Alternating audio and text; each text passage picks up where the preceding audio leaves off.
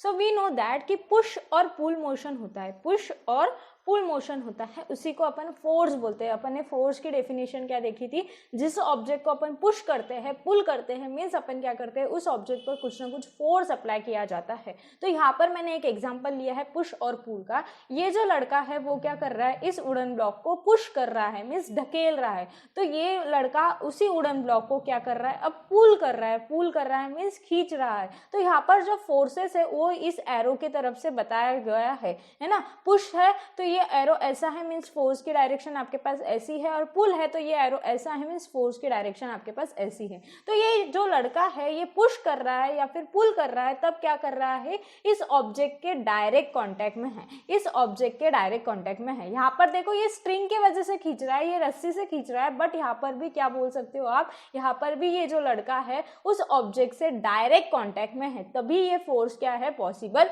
है। लेकिन जब बात करेंगे अपन पुश और पुल मोशन की इन अदर केसेस, अगर अदर केसेस की बात करें, फॉर एग्जांपल अपन देखेंगे ग्रेविटेशनल फोर्स, ये क्या है, सब कुछ फोर्स है, तो अपन एग्जांपल के लिए बात करेंगे ग्रेविटेशनल फोर्स के बारे में। तो जब भी अपन बात करेंगे ग्रेविटेशनल फोर्स की, तो ग्रेविटेशनल फोर्स में क्या होता है, अगर मैं अर्थ और एक आधे ऑब्जेक्ट के बीच में ग्रेविटेशनल फोर्स लूँ, तो ये है आपका अर्थ का सरफेस, ठीक है, और ये है आपका एक कोई तो भी ऑब्जेक्ट। तो ये जो ऑब्जेक्ट है वो क्या करेगा, ये ऑब्जेक्ट क्या करेगा, आपके पुश और पुल मोशन अप्लाई करेगा। अब ये जो है दो ऑब्जेक्ट के बीच में पुश और पुल मोशन होता है, ये आपको पता है ग्रेविटेशनल फोर्स में। But gravitational force is attractive force, gravitational force क्या है आपके पास, अट्रैक्टिव फोर्स है। और ये जो है आपकी अर्थ सरफेस है, this is your earth surface, और ये कोई ऑब्जेक्ट है जो कि है हवा में फेंके हुआ है। तो ये क्या करेगा, अपने तरफ, ये जो है ये अर्थ ऑब्जेक्ट, ये क्या करेगा, ये जो अर्थ सरफेस है वो इस ऑब्जेक्ट को अपने तरफ क्या करेगा, पुल करेगा। ये क्या करेगा, पुल करेगा, खिंचाव महसूस करेगा, और ये ऑब्जेक्ट जो है वो नीचे आ जाएगा। लेकिन ये जो ऑब्जेक्ट नीचे आएगा, तब इस ऑब्जेक्ट में, ये एक आपके पास ऑब्जेक्ट है और ये जो अर्थ सरफेस है उसको भी अभी अपन ऑब्जेक्ट पकड़ते हैं, तो ये जो ऑब्जेक्ट्स आपके पास है वो क्या है, ये जो ऑब्जेक्ट्स आपके पास है वो क्या करेंगे, यहाँ पर डायरेक्ट कांटेक्ट है क्या, यहाँ पर डायरेक्ट कांटेक्ट नहीं है, यहाँ पर there is no direct contact between them. Gravitational force में आपके पास नो डायरेक्ट कांटेक्ट होता है, मतलब डायरेक्ट कांटेक्ट आपके पास नहीं होता। फॉर एग्जांपल अभी अपन बात कर रहे हैं इलेक्ट्रोस्टैट की, तो इलेक्ट्रोस्टैट में अपन देखते हैं कि देयर आर टू चार्जेस जो कि सेपरेट किए वाले हैं एक डिस्टेंस r से। Okay, there are two charges, like हो सकते हैं, अनलाइक हो सकते हैं। अगर लाइक चार्जेस रहे तो वो क्या करेंगे, एक मेक को पुश करेंगे, ओके, और अनलाइक चार्जेस रहे तो वो क्या करेंगे, एक मेक को खिंचाव महसूस करेंगे, पुल करेंगे, ठीक है। तो यहाँ पर भी ये जो डिस्टेंस उनका बीच में का है, तो यहाँ पर कुछ भी आपके पास डायरेक्ट कांटेक्ट में है क्या, नहीं है, यहाँ पर कुछ भी आपके पास नहीं है। तो यहाँ पर जो कुछ भी नहीं है वहां पर कुछ ना कुछ तो होगा, एयर होगा, मटेरियल होगा, कुछ तो होगा, वैक्यूम होगा, कुछ ना कुछ तो होगा।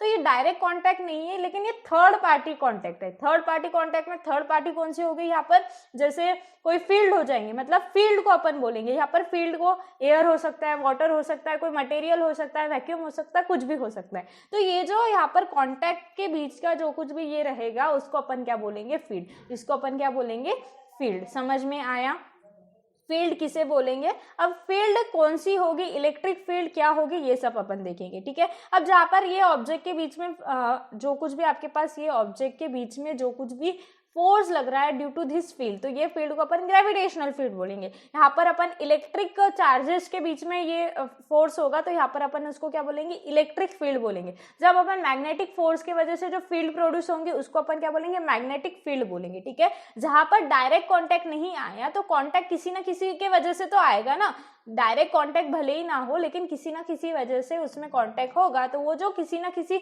ऑब्जेक्ट की वजह से कांटेक्ट होगा वो ऑब्जेक्ट होगी आपकी फील्ड।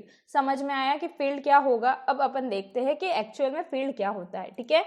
अब देखो यहाँ पर देखो, अब मैंने एक एग्जांपल लिया, जैसे मैंने आपको एक एग्जांपल बताया था वैसे ही मैंने एक एग्जांपल लिया कि आपको पता है कि अगर मैंने क्या किया, अगर मैंने एक नेल लिया, एक मैंने क्या किया, नेल लिया और उसको क्या कर दिया, मेरे एक यहाँ पर मैंने क्या पकड़ा हुआ है, मैंने एक यहाँ पर पकड़ा हुआ है मैग्नेट, ठीक है। अगर मैंने इस नेल को मैग्नेट के नजदीक भी लाया तो ये क्या होगा, कुछ समय बाद में ये क्या होगा, यहाँ पर अट्रैक्ट किया जाएगा, ये क्या करेगा, अपने तरफ खिंचाव महसूस करेगा और ये इसको क्या हो जाएगा, ऐसे अटैच हो जाएगा। अब जब ये इसको ऐसे अटैच हो गया तो यहाँ पर कुछ था क्या, यहाँ पर डायरेक्ट कॉन्टैक्ट था क्या, नहीं। तो यहाँ पर जो ब्लैंक प्लेस है उसको ही अपन क्या बोलेंगे, फील्ड बोलेंगे। तो ये अब मैग्नेट की वजह से जो फोर्स प्रोड्यूस होगा उसको मैग्नेटिक फोर्स बोलेंगे। तो ये जो फील्ड प्रोड्यूस होंगे उसको अपन मैग्नेटिक फील्ड बोलेंगे, ठीक है। मैग्नेटोस्टैट जब अपन पढ़ेंगे तब मैग्नेटिक फील्ड क्या होता है, मैग्नेटिक फोर्स क्या होता है, ये सब बारी चीजें जो है वो अपन पढ़ने वाले हैं, लेकिन यहाँ पर एग्जाम्पल के लिए मैंने बता दिया। अब ये एक्चुअल में फील्ड कैसी होती है मैं आपको बताती हूँ। अगर सपोज टू बी मैंने ऐसा बोला कि एक आपने कपड़ा लिया, ठीक है, आपने क्या लिया, एक कॉटन का कपड़ा लिया, ठीक है, और ये कॉटन के कपड़े को आपने क्या किया, स्ट्रेच कर कर पकड़ा हुआ है। अब आपने मतलब आपके फ्रेंड से, कुछ आपके फ्रेंड्स है और उन्होंने ऐसे सब मिलके क्या किया हुआ है, इस कपड़े को ऐसे पूरा के पूरा क्या कर रखा है, खींच के पकड़ के रखा है। तो ये जो खींच के पकड़ के रखा है तो ये क्या करेगा, ऐसे स्ट्रेच हो जाएगा, है ना, ये जो है वो क्या हो जाएगा, स्ट्रेच हो जाएगा। और ये एक कैसे बिहेव करेगा, मेम्ब्रेन लाइक बिहेवियर देगा। क्या देगा, मेम्ब्रेन लाइक बिहेवियर देगा। और अगर सपोज टू बी मैंने क्या किया, एक चार्ज लिया, एक क्या किया मैंने, चार्ज लिया, पॉजिटिव निगेटिव कोई भी चार्ज पकड़ो, तो मैंने एक चार्ज लिया और यहाँ पर लाकर उस पर रख दिया। अगर मैंने क्या किया, एक चार्ज लिया और यहाँ पर लाकर उसको रख दिया, तो ये जो चार्ज है वो क्या होगा, ये जो चार्ज है वो कैसे हो जाएगा, यहाँ पर अगर मैंने यहाँ पर चार्ज यहाँ पर बीच में रख दिया तो यहाँ पर क्या है, ऐसा खिंचाव महसूस होगा कि नहीं। थोड़ा सा इमेजिन करो, देखो ये जो है वो एक कपड़ा है, ठीक है, ये जो है आपके पास एक कपड़ा है, यहाँ पर मैंने एक चार्ज लाकर रख दिया, तो ये चार्ज के वजह से यहाँ पर जो खिंचाव महसूस हो रहा है, यहाँ पर जो कुछ भी खिंचाव महसूस हो रहा है वो होगी आपकी इलेक्ट्रिक फील्ड, ठीक है। तो मैंने अगर इस खिंचाव के बीच में, अगर मैंने इस खिंचाव के बीच में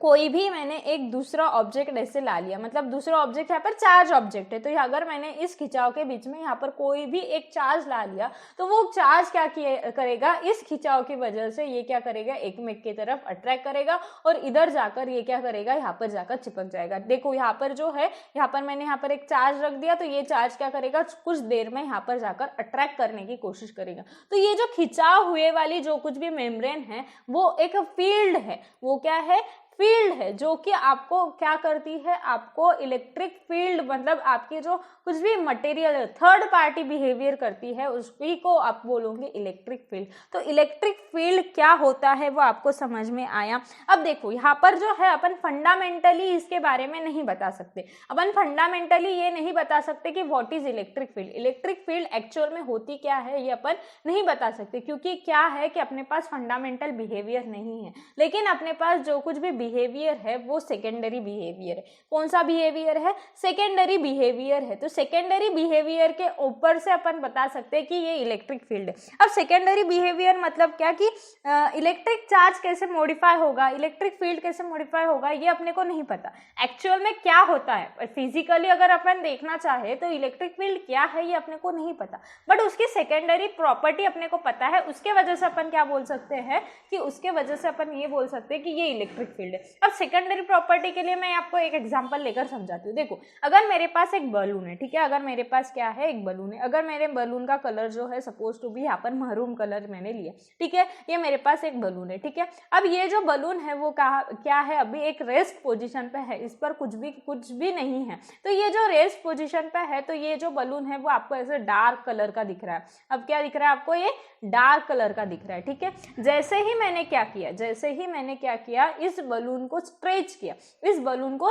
खींचा, इधर से भी खींचा और इधर से भी खींचा। अब बलून को आप थोड़ा इमेजिन करो तो क्या हो जाएगा, इस बलून की ऐसे साइज बढ़ जाएगी और यहाँ पर जो डार्क कलर का बलून आपको मिल रहा था वो अब क्या हो जाएगा, थोड़ा थोड़ा लाइट कलर मिलेगा, है ना, थोड़ा सा लाइट कलर हो जाएगा। तो ये जो लाइट कलर होगा और उसके वजह से अगर आपने इन दोनों की वजह से जब खींचा, एक आप क्या करो, बलून लो, बलून को खींच के देखो। तो बलून को अगर आपने खींच के देखा तो आपको क्या मिलेगा, एक खिंचाव महसूस होगा। आपने ये फोर्स जो है वो अपोजिट डायरेक्शन में अप्लाई किया, लेकिन आपको क्या होगा, ऐसे खिंचाव महसूस होगा। क्यों खिंचाव महसूस होगा, क्योंकि ये जो बलून है वो उसके ओरिजिनल पोजीशन पे आने की कोशिश करेगा, उसके ओरिजिनल पोजीशन पे आने की कोशिश करेगा। तो आप क्या बताओगे कि ये जो है वो आपको पता है कि इसमें क्या है, बलून जो है वो इलास्टिक मीडियम शो करता है, वो इलास्टिसिटी शो करता है, इलास्टिक मीडियम की वजह से वो अपने तरफ खिंचाव आने की कोशिश कर रहा है। लेकिन अगर आपको इलास्टिक मीडियम पता नहीं है, अब देखो बलून के लिए जो इलास्टिक मीडियम है, जो कि इलास्टिक मीडियम है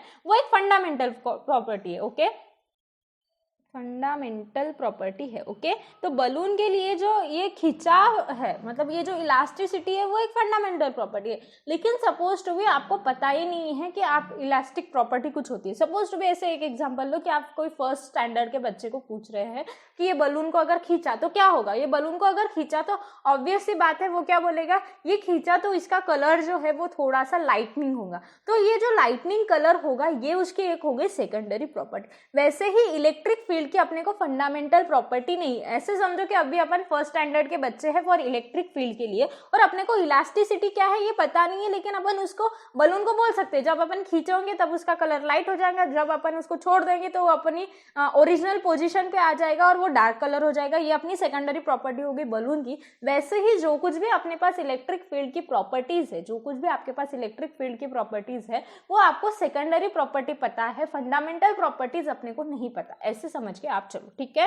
तो अपने को जो जो प्रॉपर्टीज पता है वो प्रॉपर्टीज अपन अभी देखेंगे, और इलेक्ट्रिक फील्ड क्या होता है, और इलेक्ट्रिक फील्ड पर कुछ क्वेश्चंस आ चुके हैं प्रीवियस ईयर में। तो आई थिंक जेस्ट 2012 में TIFR 2000 जेस्ट के 3 क्वेश्चंस और TIFR का 1 क्वेश्चन, ऐसे अपन 4 क्वेश्चन आज इलेक्ट्रिक फील्ड के बारे में करेंगे। तो आज जो है वो अपन पूरा की पूरा इलेक्ट्रिक फील्ड जो है वो अच्छे से कर लेंगे, ठीक है। सो अब अपन देखेंगे कि एक्चुअल में इलेक्ट्रिक फील्ड क्या होता है। इलेक्ट्रिक फील्ड के बारे में मैंने आपको थोड़ा सा बेसिक नॉलेज दे दिया। देखो अब इलेक्ट्रिक फील्ड की डेफिनेशन पढ़ते ही आपके ध्यान में आ जाएगा क्या होगा।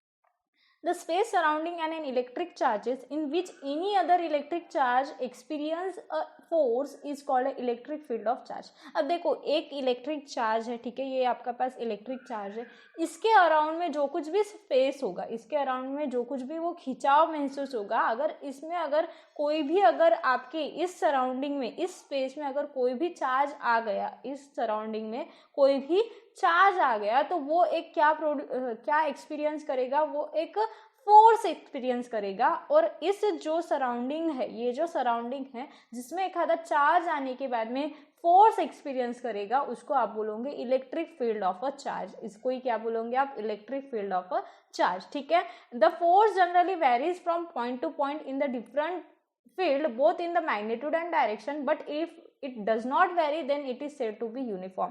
आपको पता है कि इलेक्ट्रिक फील्ड जो है वो डिफरेंट के लिए डिफरेंट होगा, क्योंकि आपको पता है कि जो आपका इलेक्ट्रिक फोर्स है, अपन ने कोलम्स लॉ से देखा था, कोलम्स लॉ से अपन ने क्या देखा था, Q1 Q2 अपॉन R का स्क्वायर। मीन्स क्या कि ये जो है फोर्स जो है वो इनवर्सली प्रोपोर्शनल होता है R के, where R is what, distance between two charges. तो टू चार्जेस के डिस्टेंस पर क्या करेगा, फोर्स डिपेंड करेगा। तो फोर्स जो है वो डिफरेंट जगह पे डिफरेंट होगा, है ना। अगर यहाँ पर रहा तो कम होगा, यहाँ पर रहा तो ज्यादा होगा, उससे भी ज्यादा यहाँ पर होगा और उससे भी कम यहाँ पर होगा, है ना। तो ऐसे जो है वो क्या होगा, फोर्स डिफरेंट होगा, और फोर्स ही अगर एक्सपीरियंस फोर्स ही डिफरेंट हुआ तो आपका जो इलेक्ट्रिक फील्ड है वो भी क्या होगा, डिफरेंट होगा, है ना। तो अपन क्या बोलेंगे कि पॉइंट टू पॉइंट उसकी जो कुछ भी आपके पास उस पॉइंट टू पॉइंट जो कुछ भी उसका मैग्नीट्यूड है वो भी चेंज होगा, डायरेक्शन भी चेंज होगा। और अगर सपोज टू भी मैग्नीट्यूड और डायरेक्शन चेंज नहीं हुआ, अगर मैग्नीट्यूड और डायरेक्शन चेंज नहीं हुआ तो आप क्या बोल सकते हो कि वो फील्ड कैसी है, वो फील्ड है यूनिफॉर्म इलेक्ट्रिक फील्ड। वो फील्ड कैसी है, यूनिफॉर्म इलेक्ट्रिक फील्ड। समझ में आई बात। अब अपन देखेंगे कि अपन इलेक्ट्रिक फील्ड इंटेंसिटी कैसे फाइंड आउट करेंगे। अब इलेक्ट्रिक फील्ड का पता है, लेकिन इलेक्ट्रिक फील्ड इंटेंसिटी क्या। तो electric field intensity means what, कि अगर आपके पास कोई एक चार्ज है, ये ठीक है, ये आपके पास चार्ज है Q। अब यहाँ पर और एक मैंने चार्ज ला लिया Q0, ओके। तो इस पॉइंट पर इलेक्ट्रिक फील्ड मुझे कितनी मिलेगी। अब ये जो चार्ज Q है उसकी कुछ ना कुछ क्या होगी, यहाँ पर एक फील्ड होगी, है ना, ऐसे कुछ ना कुछ फील्ड होगी। और मैंने आपको भी क्या बताया, इलेक्ट्रिक फील्ड जो है वो पॉइंट टू पॉइंट वेरी होती है। अगर electric field point two point very होती है तो इस चार्ज के लिए इस पॉइंट पर यहाँ पर कितनी इलेक्ट्रिक फील्ड होगी, कितनी इलेक्ट्रिक फील्ड होगी उस पॉइंट पर, वो फाइंड आउट करना मीन्स अपन फाइंड आउट करते हैं इलेक्ट्रिक फील्ड इंटेंसिटी। वहां पर कितने इंटेंसिटी की इलेक्ट्रिक फील्ड है ये अपन फाइंड आउट करते हैं, उसी को आप बोलोगे इलेक्ट्रिक फील्ड इंटेंसिटी। समझ में आया। अब इलेक्ट्रिक फील्ड इंटेंसिटी आपको कैसे फाइंड आउट करनी है। अगर आपको क्या बोला गया, कोई भी एक ऐसे क्वेश्चंस आते हैं CSIR में, गेट में ऐसे क्वेश्चंस आते हैं कि suppose you have a uniform electric wire. अगर आपके पास क्या है, यूनिफॉर्म चार्ज वायर है, ये आपके पास क्या है, एक यूनिफॉर्म चार्ज वायर है। अब ये जो यूनिफॉर्म चार्ज वायर है वो क्या करेगा, प्रोड्यूस करेगा इलेक्ट्रिक फील्ड, क्यों? क्योंकि इसके अंदर क्या है, बहुत सारे चार्जेस है ना, इसके अंदर क्या है, बहुत सारे चार्जेस है। तो चार्जेस है तो ये क्या करेगा, ऐसे प्रोड्यूस करेगा, उसके आजू बाजू क्या करेगा, प्रोड्यूस करेगा इलेक्ट्रिक फील्ड को। तो आपको ऐसे क्वेश्चन आता है कि यहाँ पर अगर ये डिस्टेंस पे, मतलब ये यहाँ पर एक क्या है, यहाँ पर एक पॉइंट है, तो यहाँ पर इलेक्ट्रिक फील्ड इंटेंसिटी क्या है ये फाइंड आउट करो। तो ऐसे क्वेश्चंस आपको आते हैं, इसलिए आपको क्या करना पड़ेगा, ऐसे इलेक्ट्रिक फील्ड इंटेंसिटी कैसे फाइंड आउट करनी है ये आना पड़ेगा, ठीक है। तो ये अगर मैंने क्वेश्चन पूछा कि यहाँ पर जो आपकी इलेक्ट्रिक फील्ड है वो कितनी है, यहाँ पर क्या है आपकी इलेक्ट्रिक फील्ड कितनी है, ऐसा अगर मैंने क्वेश्चन पूछा तो आपको क्या करना पड़ेगा, जिस पॉइंट पर आपको इलेक्ट्रिक फील्ड पूछी गई वहां पर एक पॉजिटिव टेस्ट चार्ज कंसिडर कर लो। यहाँ पर आपको क्या करना पड़ेगा, देखो फोर्स जो है वो कुछ ना कुछ दो चार्जेस के वजह से लगेगा, दो चार्जेस के वजह से ही होगा। तो अगर आपके पास ये जो चार्ज है, सपोज टू बी ये मैंने रॉड लिया, तो रॉड के ऊपर तो चार्जेस है, तो इन ऑल इनको चार्जेस अपन लैम्बडा पकड़ेंगे, lambda means charge density for a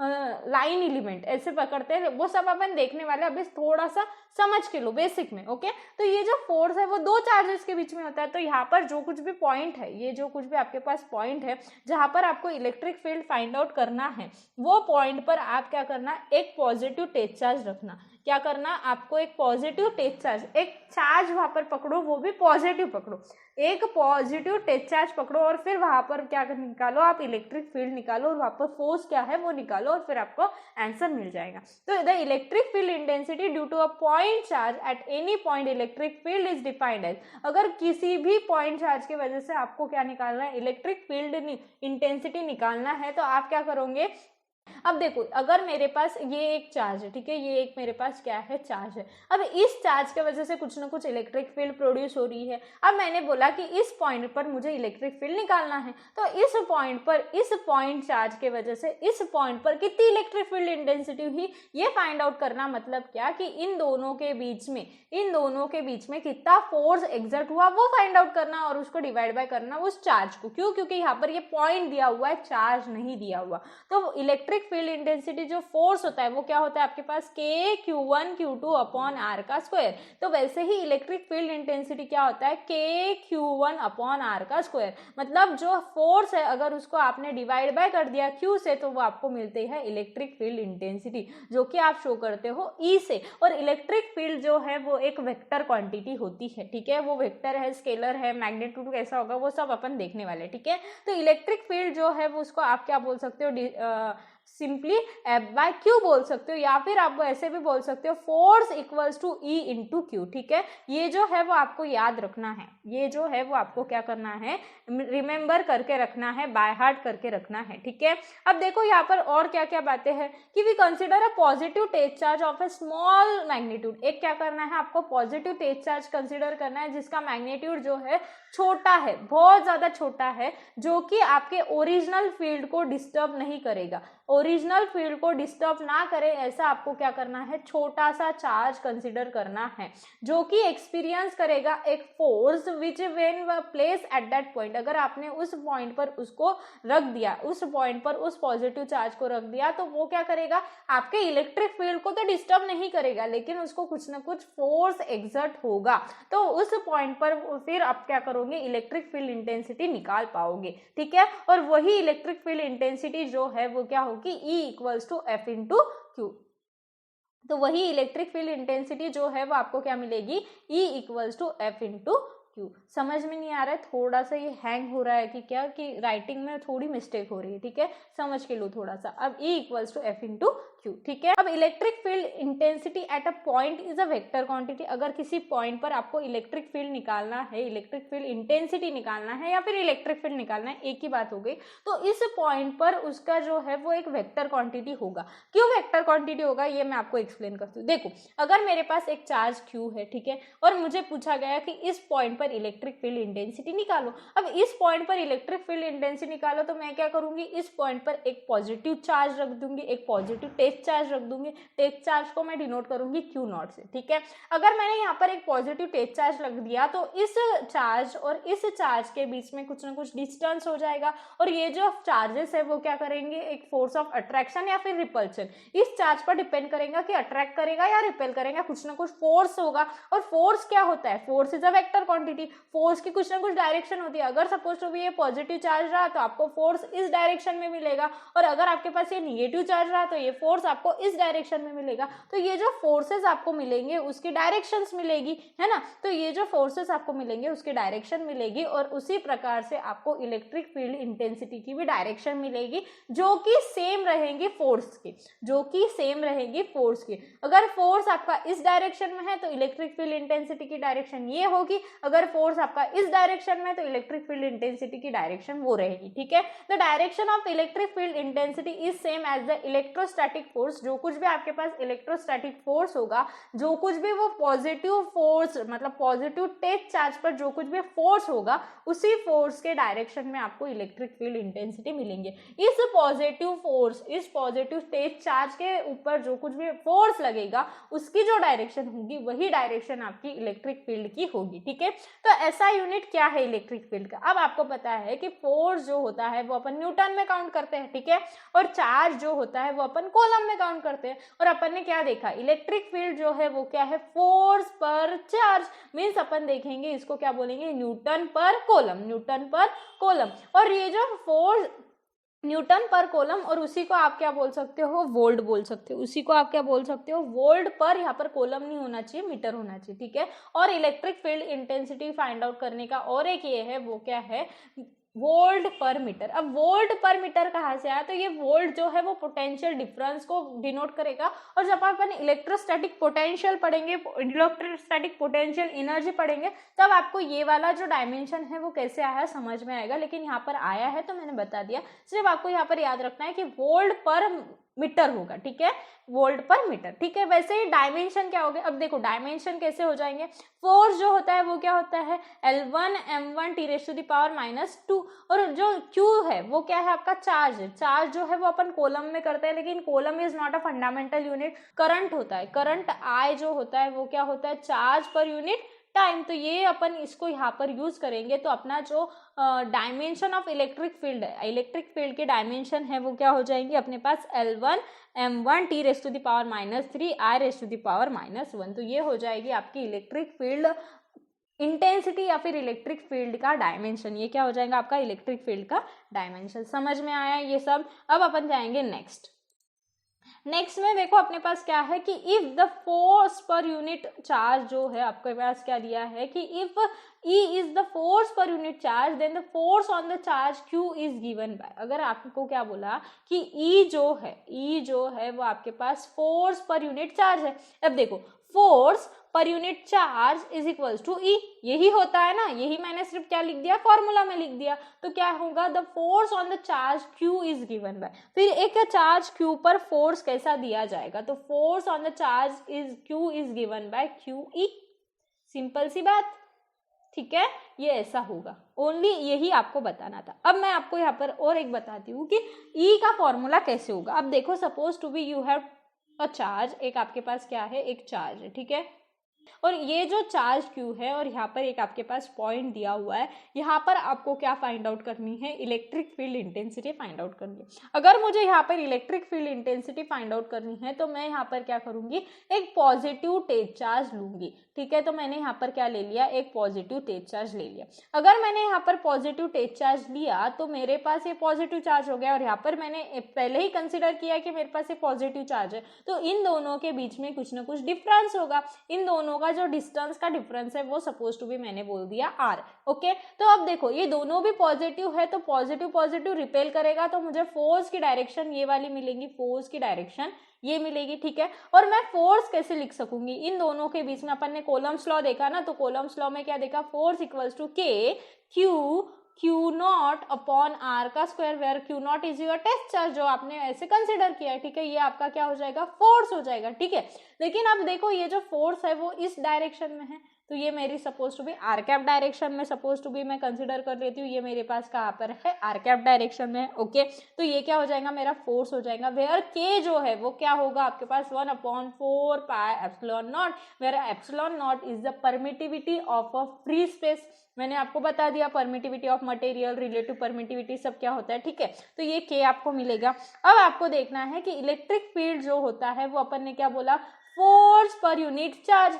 force per unit charge आपको क्या होता है, इलेक्ट्रिक फील्ड। तो यहाँ पर अगर आपने फोर्स की वैल्यू रख दी तो क्या हो जाएगा, K Q naught R bar upon R square by Q. तो ये जो क्यू क्यू है वो क्या हो जाएगा, कैंसल। तो आपको क्या मिलेगा, K Q naught upon R square R का कैप। तो ये जो होगा वो होगा आपका फॉर्मूला फॉर इलेक्ट्रिक फील्ड। तो फॉर्मूला फॉर इलेक्ट्रिक फील्ड ये होगा। इसी को अगर मैं के की वैल्यू लिख दूं तो ई इक्वल्स टू मुझे क्या मिलेगा, 1/4 pi epsilon naught Q naught upon R square R का कैप। ठीक है, समझ में आया। लेकिन यहाँ पर देखो, यहाँ पर क्यू नॉट कैंसल होगा, यहाँ पर देखो ये जो है वो गलती है। अपन चार्ज किसके वजह से इलेक्ट्रिक फील्ड प्रोड्यूस होंगी, ये जो क्यू नॉट चार्ज है, यहाँ पर मैंने एक गलती जानबूझकर की है आपको समझाने के लिए कि क्या गलत होगा यहाँ पर, ठीक है। ये जो आपके पास क्यू नॉट चार्ज है उसके ऊपर इलेक्ट्रिक फील्ड देखना है ना। ये जो क्यू नॉट है वो आपने एक टेस्ट चार्ज कंसिडर किया है, ये क्या है, कंसिडरेशन है। तो यहाँ पर ये नहीं होगा, यहाँ पर ये कट होगा। मीन्स अपन ऐसे बोलेंगे कि फोर्स पर यूनिट चार्ज है तो क्यू नॉट वाला चार्ज आएगा, यहाँ पर क्या आएगा, क्यू नॉट वाला चार्ज आएगा, ये भी क्यू नॉट हो जाएगा, ये भी क्यू नॉट हो जाएगा। तो ये क्यू नॉट और क्यू नॉट कैंसिल होगा, ये क्यू ऐसे ही रहेगा। तो आपको ये क्या मिलेगा, Q upon k Q upon R square R cap, k Q upon R square R cap. Q क्योंकि ये क्यू चार्ज के वजह से जो कुछ भी फील्ड प्रोड्यूस हो रही है वो क्यू चार्ज के वजह से हो रही है, क्यू नॉट चार्ज के वजह से नहीं हो रही। क्यू नॉट अपन ने एक कंसिडर किए वाला टेस्ट चार्ज है, ठीक है। ये कंफ्यूजन बहुत लोगों को होता है, इसलिए मैंने आपको यहाँ पर थोड़ी सी मिस्टेक कर बताया, ये जानबूझ के किया, ठीक है। तो ई इक्वल्स टू अपने पास क्या होगा, 1/4 पाई एप्सिलॉन नॉट। सो आपके पास यहाँ पर ई की जो वैल्यू है वो क्या मिलेंगी, 1/4 pi epsilon naught Q upon R square R cap in the what, in a vector form, in a vector form. फिर आपको पता है कि आर कैप जो होता है वो आपको पता है क्या होता है, R vector upon mod of R. वो आप अगर वहाँ पर पुट कर दोगे तो आपको वेक्टर फॉर्म में क्या मिलेगा, 1/4 pi epsilon naught Q upon R cube, और यहाँ पर हो जाएगा आर का बार, ठीक है। तो this is the vector form for a electric field. समझ में आया कि इलेक्ट्रिक फील्ड इंटेंसिटी आपको कैसे फाइंड आउट करनी है और उसका फॉर्मूला वगैरह कैसे होगा, ये आपको समझ में आया। अब अपन देखेंगे कि फिजिकल सिग्निफिकेंस, उस फॉर्मूला का फिजिकल सिग्निफिकेंस क्या है। कि ई अगर लार्ज हुआ, अगर ई क्या हुआ, लार्ज हुआ, तो आपको पता है कि पॉइंट क्या होगा, नियर होगा। क्यों, क्योंकि ई जो है उसका फॉर्मूला आपके पास क्या है, 1/4 pi epsilon naught Q upon R का स्क्वायर। मीन्स आप इससे बोल सकते हो, ये मैग्नीट्यूड के बारे में बात कर रहे हैं, तो इसी से आप क्या बोल सकते हो कि ई जो है वो आपका इन्वर्सली प्रोपोर्शनल है आर स्क्वायर। तो अपन ऐसे बोल सकते हैं, जैसे जैसे आर बढ़ेगा मतलब डिस्टेंस बढ़ेगा, ई क्या होगा, कम होगा, और जैसे जैसे डिस्टेंस कम होगा वैसे वैसे ई क्या होगा, बड़ा होगा। मीन्स ये जो फॉर्मूला है उससे आपको एक बात समझ में आए कि ई इज लार्ज। अगर ई लार्ज है तो पॉइंट क्या होगा, नियर होगा। If E goes on decreasing, E क्या हुआ, डिक्रीज हुआ, तो आपका जो डिस्टेंस है वो क्या होगा, चार्ज में का जो डिस्टेंस है वो क्या होगा, इंक्रीज होगा, इनवर्सली प्रोपोर्शनल है, ठीक है। और the electric intensity due to a point charge is not same at all the point in the field. अब पता है आपको कि ये जो है वो डिस्टेंस पर डिपेंड होगा। अगर मेरे पास चार्ज यहाँ पर Q है और मुझे इस पॉइंट पर इलेक्ट्रिक फील्ड निकालने को बोला या फिर इस पॉइंट पर इलेक्ट्रिक फील्ड निकालने को बोला, तो इस पॉइंट के लिए मेरी इलेक्ट्रिक फील्ड डिफरेंट होगी और इस पॉइंट के लिए इलेक्ट्रिक फील्ड डिफरेंट होगी। क्यों, क्योंकि ये R जो है वो क्या हो जाएगा, ये जो है वो सपोज R1 ले लेती हूँ, ये जो है मेरे पास R2 है। ये R1 एंड R2 डिफरेंट होने की वजह से मुझे E की जो वैल्यू है वो भी क्या मिलेगी, डिफरेंट मिलेगी। तो इलेक्ट्रिक फील्ड इंटेंसिटी जो है वो क्या होगी, not same at all points in the field. All points in the field के हर एक पॉइंट के लिए जो इलेक्ट्रिक फील्ड है वो आपको सेम नहीं मिलेगी, ठीक है। अब अपन देखेंगे थोड़ा सा डायग्रामेटिकली क्या होगा, ठीक है। अब डायग्रामेटिकली इलेक्ट्रिक फील्ड को आप कैसे शो किया जाओगे, तो अगर आपके पास यूनिफॉर्म इलेक्ट्रिक फील्ड है, मीन्स हर एक जगह पे जो इलेक्ट्रिक फील्ड है वो कांस्टेंट है, तो अगर आपको यूनिफॉर्म इलेक्ट्रिक फील्ड शो करना है तो आपके पास ये ऐसी डायग्राम आएगी, ये क्या होगी, ऐसी डायग्राम आएगी। तो ये आपकी क्या शो करेंगी, यूनिफॉर्म इलेक्ट्रिक फील्ड, जो कि इन दोनों में का जो कुछ भी स्पेसिंग है, ये जो इलेक्ट्रिक फील्ड की लाइन्स है, ये क्या है, फील्ड लाइन्स, ये क्या है आपकी फील्ड लाइन। फील्ड लाइंस के थ्रू आप क्या शो कर सकते हो, इलेक्ट्रिक फील्ड शो कर सकते हो। ये जो फील्ड लाइंस है उसके बीच का जो भी स्पेसिंग है, ये जो कुछ भी स्पेसिंग है वो क्या होगा, सेम होगा। ये जो कुछ भी स्पेसिंग है वो क्या होगा, सेम होगा। कब, जब यूनिफॉर्म इलेक्ट्रिक फील्ड है, कब यूनिफॉर्म इलेक्ट्रिक फील्ड मिली तब। अगर नॉन यूनिफॉर्म रही तो नॉन यूनिफॉर्म रही तो आपको कैसे भी मिल सकती है, स्पेसिंग कम ज़्यादा भी मिल सकती है, रैंडमली आपको ऐसे मिलेगा। ये हो गया रैंडम। तो ये देखो, इसमें स्पेसिंग ज़्यादा है, इसमें स्पेसिंग कम है, तो ये कब होगा आपके पास, नॉन यूनिफॉर्म इलेक्ट्रिक फील्ड के तब होगा। कब होगा, जब आपके पास नॉन यूनिफॉर्म इलेक्ट्रिक फील्ड होगी। और अगर आपके पास रेडियल इलेक्ट्रिक फील्ड लाइन्स है, रेडियल इलेक्ट्रिक फील्ड लाइन्स है मीन्स एक चार्ज क्यू है, तो ये चार्ज अगर पॉजिटिव रहा तो ये क्या करेगा, अपन पॉइंट चार्ज भी पॉजिटिव लेते हैं, तो पॉजिटिव पॉजिटिव रिपेल करता है, तो इलेक्ट्रिक फील्ड लाइन्स जो है वो अपन ऐसे आउटवर्ड डायरेक्शन में शो करेंगे। कैसे शो करेंगे, आउटवर्ड डायरेक्शन में शो करेंगे। और अगर आपके पास ये जो चार्ज है वो निगेटिव रहा, ये जो चार्ज है वो निगेटिव रहा, तो ये अपन टेस्ट चार्ज पॉजिटिव कंसीडर करते हैं, तो वो ऐसे आप इनवर्ड डायरेक्शन में शो करोगे। कैसे शो करोगे आप, इनवर्ड डायरेक्शन में शो करोगे। अब आपको लगेगा ये तो बहुत ही बच्चों वाली बात है, तो ये बच्चों वाली बात जरूर है, लेकिन आपको ये पता होना चाहिए, क्योंकि इस पर से आप एक प्रॉपर्टी बोल सकते हो, ये जो है वो एक रेडियली बताते हैं, ये क्या है, रेडियली सिमेट्रिकल है, ये आपको शो करता है ये इलेक्ट्रिक फील्ड। तो ये जो इलेक्ट्रिक फील्ड है वो कभी भी क्लोज लूप नहीं बनाता है, ये जो इलेक्ट्रिक फील्ड है वो कभी भी क्लोज लूप आपको नहीं बनाता। तो क्लोज लूप नहीं बनाता, उस पर से आपको एक प्रॉपर्टी याद रखनी है, और वो जो प्रॉपर्टी है उस पर क्वेश्चन आ चुके हैं, ठीक है। क्वेश्चंस आपको यहाँ पर बहुत सारे मिलने वाले हैं उस प्रॉपर्टी पर, ठीक है। तो ये फिजिकल सिग्निफिकेंस आपको समझ में आया कि फिजिकली कैसे क्या होगा, ओके। अब अपन जाएंगे नेक्स्ट पेज पर, जिस पर अपने को देखना है कि इलेक्ट्रिक लाइंस ऑफ फोर्सेस क्या होता है। अब मैंने आपको इलेक्ट्रिक लाइंस ऑफ फोर्सेस तो बता दिया, लेकिन क्या एक्चुअल में होता है। तो अपन ने क्या देखा कि एक चार्ज क्यू है, यहाँ पर किसी पॉइंट पर अगर अपने को इलेक्ट्रिक फील्ड इंटेंसिटी निकालनी है तो अपन यहाँ पर क्या करते हैं, पॉजिटिव टेस्ट चार्ज रखते हैं और कंसीडर करते हैं। तो ये जो है वहाँ पर इस पाथ के अलोंग जो कुछ भी यहाँ पर बीच में है वो क्या होगी, एक फील्ड होगी, वो क्या होगी, एक फील्ड होगी। तो जिस पाथ के अलोंग पॉजिटिव चार्ज मूव करेगा, जिस पाथ के अलोंग पॉजिटिव चार्ज मूव करेगा उसको ही आप क्या बोलोगे, path along which unit positive charge move is known as a line of force. अब देखो यहाँ पर फोर्स लगेगा तो इस डायरेक्शन में लगेगा, तो ये जो पाथ हो गया, ये जो पाथ हो गया वो क्या बता रहा है आपको, इलेक्ट्रिक लाइन ऑफ फोर्स बता रहा है। वो क्या बता रहा है आपको, इलेक्ट्रिक लाइन ऑफ फोर्स बता रहा है, ठीक है। The line of force is defined as the curve such that the tangent at a point to this curve gives the direction of non uniform electric field at that field. अब आपको ये जो line of force है वो आप क्या बता सकते हो कि अगर आपने एक खादा कर्व है, ये इलेक्ट्रिक फील्ड का कर्व है, और उसको आपने क्या किया, एक टेंजेंट ऐसे ड्रॉ किया, तो ये जो टेंजेंट आपने ड्रॉ किया ये क्या होता है आपका, इलेक्ट्रिक लाइन ऑफ फोर्स होता है। ये क्या होगा आपका, इलेक्ट्रिक लाइन ऑफ फोर्स। आपको पता है इलेक्ट्रिक फील्ड ऐसे ऐसे होगी, ठीक है, ये ऐसे ऐसे ऐसे ऐसे इलेक्ट्रिक फील्ड होंगी। तो जब आप इस कर्व को टेंजेंट ऐसे ड्रॉ करोगे तब आपको एक लाइन मिलेगी, उसी लाइन को आप क्या बोलोगे, इलेक्ट्रिक लाइन ऑफ फोर्स बोलोगे। उसी लाइन को आप क्या बोलोगे, इलेक्ट्रिक लाइन ऑफ फोर्स बोलोगे। अब अपन मेन टॉपिक की ओर जाते हैं, जिसमें अपन देखने वाले हैं properties of electric line of force. मुझे पता है मैं बहुत बेसिक से चल रही हूँ, लेकिन आपको जब क्वेश्चन सॉल्वेशन में इजी होगा ना तब आपको समझ में आएगा कि ये कितना ज्यादा इंपॉर्टेंट है। अब इलेक्ट्रिक लाइन ऑफ फोर्स की कुछ प्रॉपर्टीज है वो आपको याद रखनी है, क्योंकि उसी प्रॉपर्टी के बेस आप क्या करने वाले हो, जेस्ट के क्वेश्चन सॉल्व करोगे। तो फर्स्ट प्रॉपर्टी क्या है कि the line of force is originated from a positive charge conductor and ends on a negative charge conductor. अगर कोई भी लाइन ऑफ फोर्स है, ये क्या है, कोई भी अगर आपके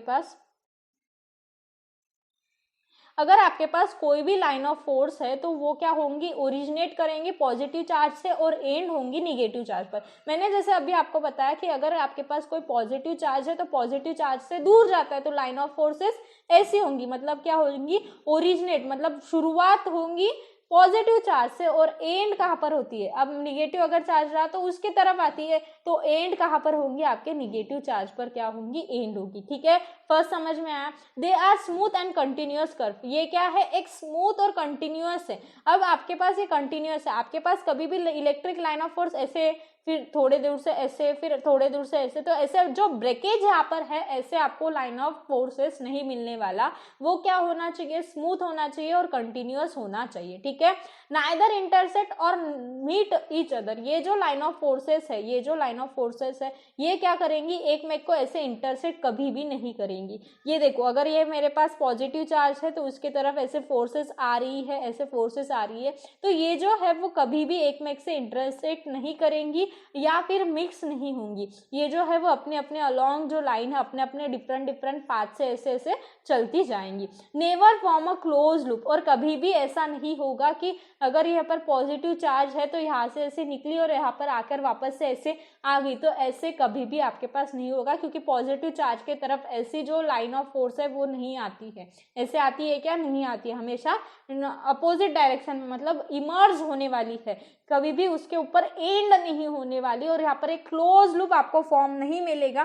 क्लोज लूप फॉर्म नहीं मिलेगा मीन्स क्या, कि आपका जो कर्ल है वो क्या आना चाहिए, जीरो आना चाहिए। वो क्या आना चाहिए, कर्ल जीरो आना चाहिए। अब कर्ल क्या होता है, मैंने आपको बताया कि एक आपके पास डेल ऑपरेटर होता है, ओके, और अगर आपने उसका क्रॉस प्रोडक्ट किया आपके किसी भी वेक्टर से तो वो होता है आपका कर्ल। तो इसी का मीनिंग क्या है कि अगर क्लोज लूप फॉर्म नहीं होता, क्लोज लूप फॉर्म नहीं होता मीन्स आपकी जो कर्ल की वैल्यू है वो क्या आएंगी, जीरो आएंगी।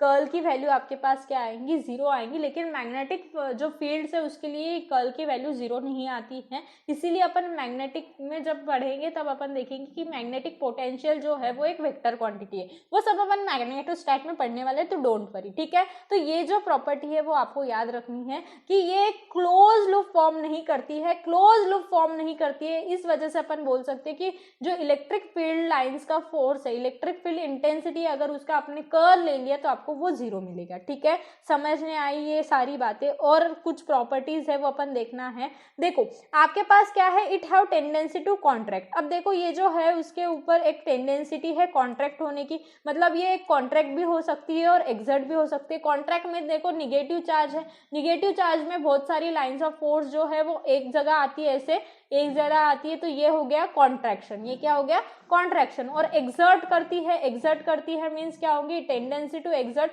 अगर आपके पास पॉजिटिव चार्ज है तो पॉजिटिव चार्ज क्या कर रही है, ये एक्सर्शन कर रही है। ये क्या है, आपके पास एक्सर्शन कर रही है। तो यही आपको बताना था। ठीक है, यही आपको क्या करना था, बताना था।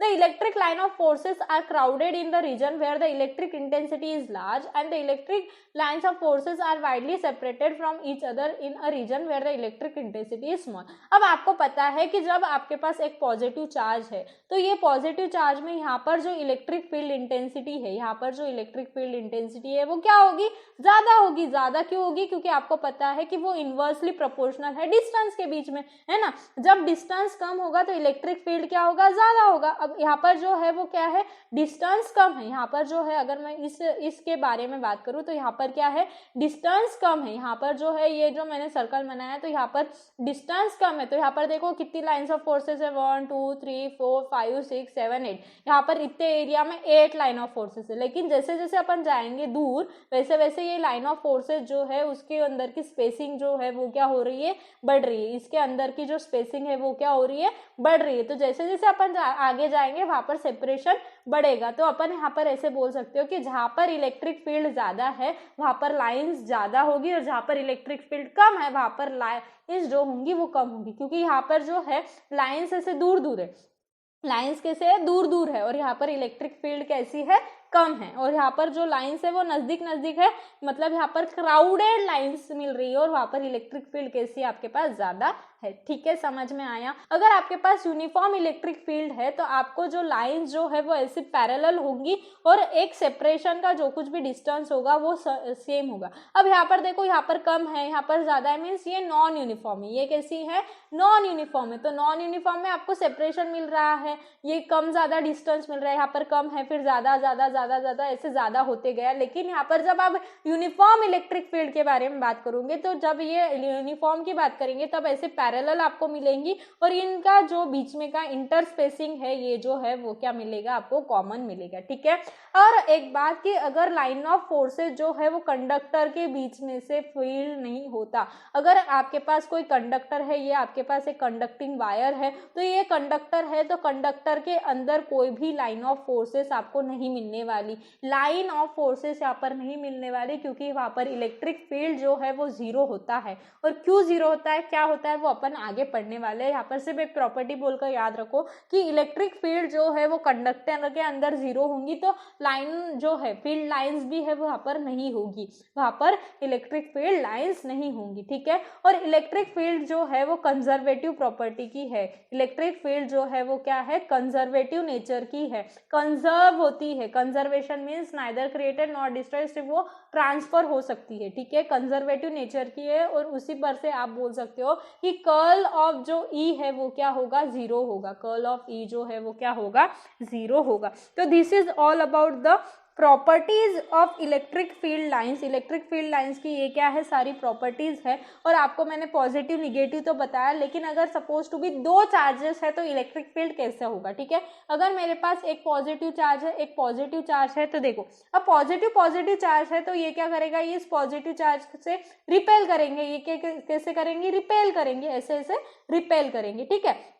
अब ये भी क्या करेंगे, पॉजिटिव चार्ज से ऐसे रिपेल करेंगे। लेकिन अब जब इस साइड की बात है तो ये ऐसे तो रिपेल नहीं कर सकती, क्यों, क्योंकि ये पॉजिटिव चार्ज है, ये भी क्या करेगा, इसको रिपेल करेगा, तो ये ऐसे चले जाएगी, ये कैसे चले जाएंगी, ऐसे चले जाएगी, ठीक है। और ये यहाँ से ऐसे चले जाएंगे, ये यहाँ से ऐसे चले जाएंगे। तो यहाँ पर ये जो एरिया है वहाँ पर आपको इलेक्ट्रिक फील्ड जीरो मिलेगी, इलेक्ट्रिक फील्ड ये एरिया में क्या मिलेगी, आपको जीरो मिलेगी। तो उसी को अपन बोलेंगे नल पॉइंट, उसी एरिया को जहाँ पर आपकी इलेक्ट्रिक फील्ड जीरो है उसको आप क्या बोलोगे, नल पॉइंट। तो जो नेक्स्ट लेक्चर है उसमें अपन नल पॉइंट क्या होता है, इक्विलिब्रियम क्या होता है, स्टेबल एंड अनस्टेबल क्या होता है, वो सब देखने वाले, ठीक है। तो ये जो आपका एरिया है वहाँ पर आपको इलेक्ट्रिक फील्ड जो है वो कुछ भी नहीं मिलने वाली। तो इस एरिया में जो मैं आपको यहाँ पर येलो कर बता रही हूँ, ये जो मैं येलो कर बता रही हूँ, इस एरिया में आपके पास इलेक्ट्रिक फील्ड लाइंस नहीं होगी, तो इस एरिया को आप क्या बोलोगे, नल पॉइंट, ठीक है। वहाँ पर इलेक्ट्रिक फील्ड क्या हो जाएंगी, जीरो हो जाएंगी, ठीक है।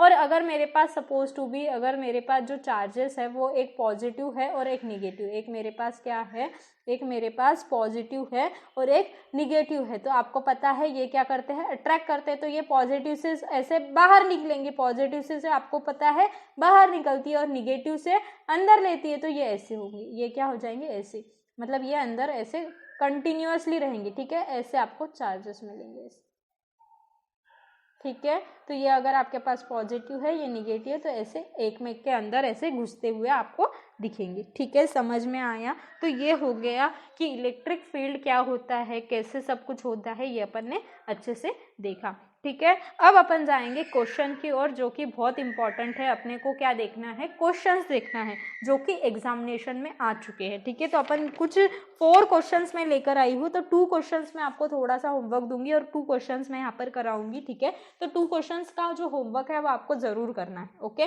तो फर्स्ट क्वेश्चन देखो क्या है, ये एक क्वेश्चन है जो कि जेस्ट में आ चुका है। और जेस्ट कब आ चुका है, जेस्ट 2012 में ये क्वेश्चन आ चुका है। कब आया हुआ है क्वेश्चन, जेस्ट 2012 में, ठीक है। तो ये क्वेश्चन जो है आपको लगा होगा अभी तक कि बहुत ही बेसिक शुरू है, तो अब क्वेश्चन वैसे आपको समझ में आएगा कि क्या होगा, ठीक है। अगर आपको क्या बोला है कि electric field in a region, एक रीजन दिया हुआ है, उसकी जो इलेक्ट्रिक फील्ड है वो आपको ये दिए वाली है, for which values of ABC does not represent N electrostatic field. अब इलेक्ट्रोस्टैटिक फील्ड किस वैल्यू पर डिपेंड नहीं करेंगे, रिप्रेजेंट नहीं करेंगे, ये आपको देखना है। अब आपको पता है, अब आपको ये पता है कि इलेक्ट्रोस्टैटिक फोर्स जो है वो क्या होता है, कंजर्वेटिव होता है।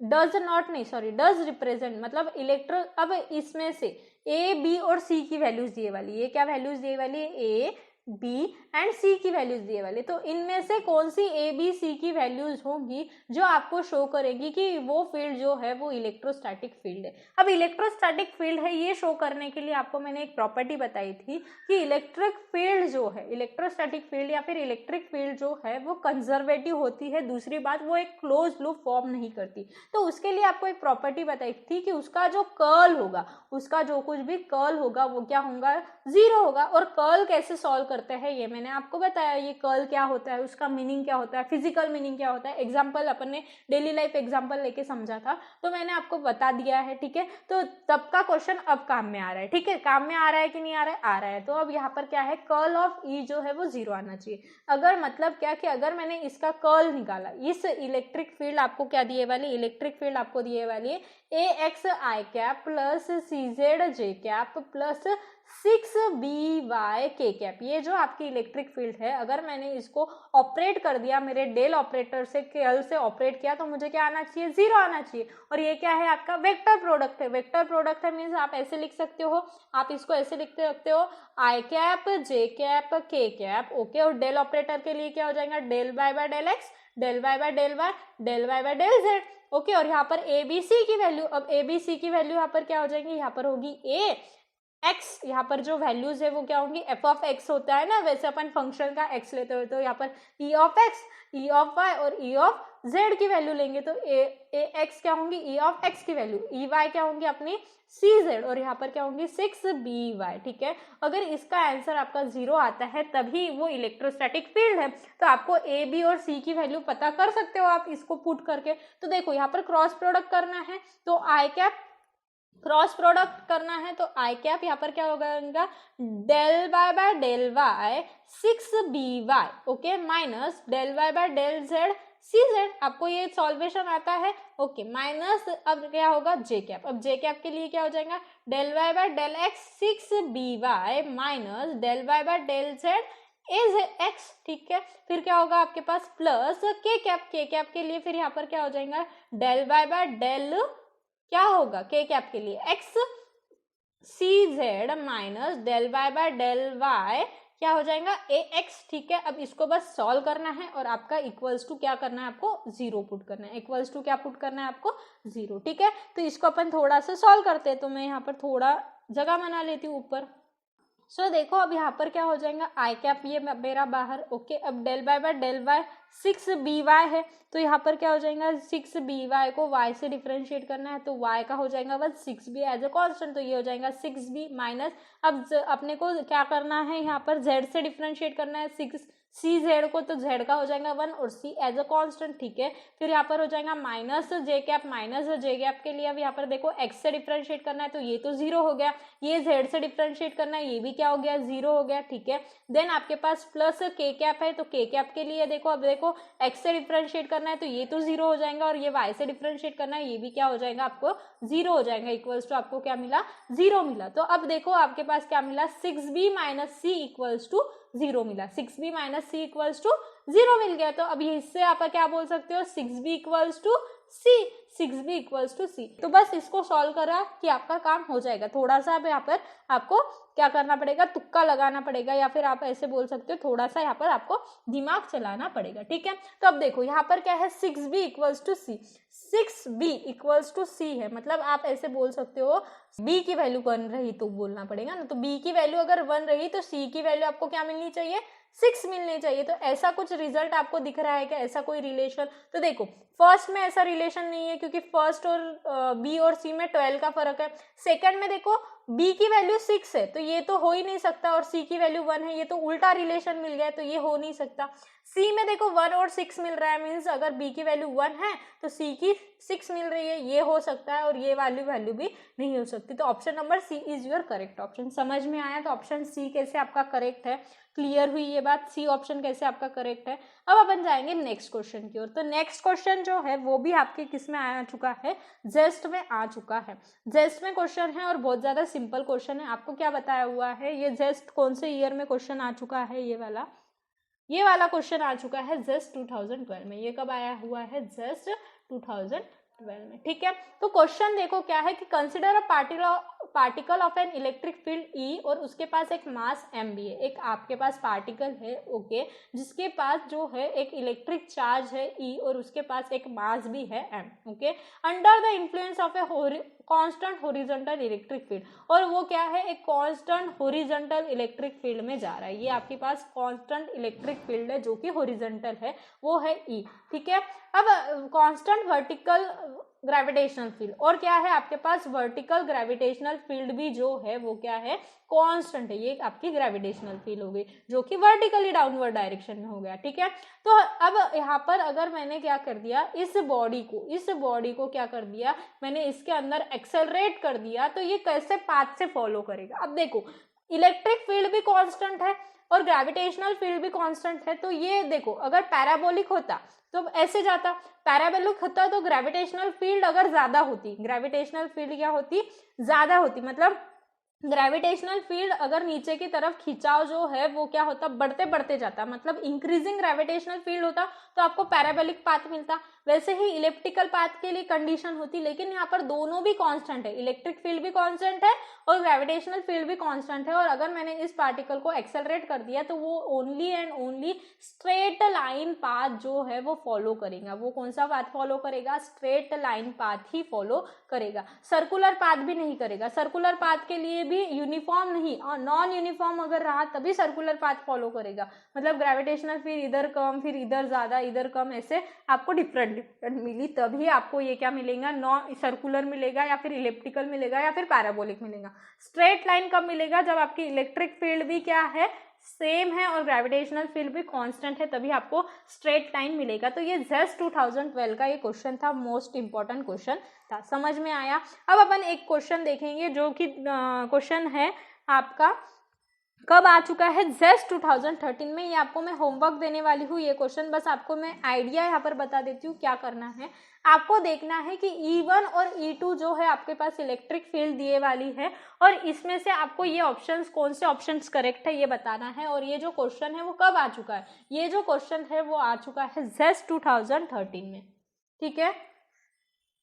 तो जेस 2013 में क्वेश्चन आ चुका है और इसमें आपको क्या बताना है कि इलेक्ट्रिक जो E है और ये जो आपका E2 है, आपके पास दो इलेक्ट्रिक फील्ड्स दिए वाली, E1 एंड E2, तो इसमें से ऑप्शन कौन सा करेक्ट है। अब फर्स्ट ऑप्शन क्या है आपके पास, बोथ आर इम्पॉसिबल, मतलब क्या कि ये दोनों भी इलेक्ट्रिक फील्ड या फिर इलेक्ट्रोस्टैटिक फील्ड नहीं है। मीन्स आपके पास जो कर्ल है, E1 के साथ जो कर्ल है वो अगर आपका नॉन जीरो आया और E2 के साथ अगर आपका जो कर्ल है वो नॉन जीरो आया, अगर आपके पास E1 एंड E2 के साथ का कर्ल जो है वो नॉन जीरो आया तो फर्स्ट ऑप्शन करेक्ट होगा, ठीक है। सेकंड ऑप्शन क्या है, both are possible electrostatic field, अगर आपने कर्ल ऑफ E1 अगर आपका जीरो आया और कर्ल ऑफ E2 अगर आपका जीरो आया तो आपका जो ऑप्शन नंबर सेकंड है वो करेक्ट है, ठीक है। और तीसरा ऑप्शन क्या है, थर्ड ऑप्शन क्या है आपके पास, E1 is possible electrostatic force, मतलब क्या कि E1 के साथ में अगर आपने कर्ल किया तो आपके पास क्या मिलेगा, आंसर जीरो मिलेगा, लेकिन वही कर्ल आपने E2 के साथ किया तो आपके पास ऑप्शन क्या जो है वो नॉन जीरो मिलेगा, ठीक है। और फोर्थ जो ऑप्शन है वो क्या है आपके पास, fourth option is E2 is possible electrostatic field. E2 possible electrostatic field है, मीन्स जो कर्ल अगर आपने E1 के साथ कर्ल किया तो आपको क्या मिलेगा, नॉन जीरो वैल्यू मिलेंगी, और E2 के साथ आपने अगर कर्ल किया तो आपको क्या मिलेंगी, जीरो वैल्यू मिलेंगी। तो इसका सॉल्वेशन कैसे करना है, इसका सॉल्वेशन सिंपली ऐसे करना है कि आपको क्या करना है, कर्ल फाइंड आउट करना है।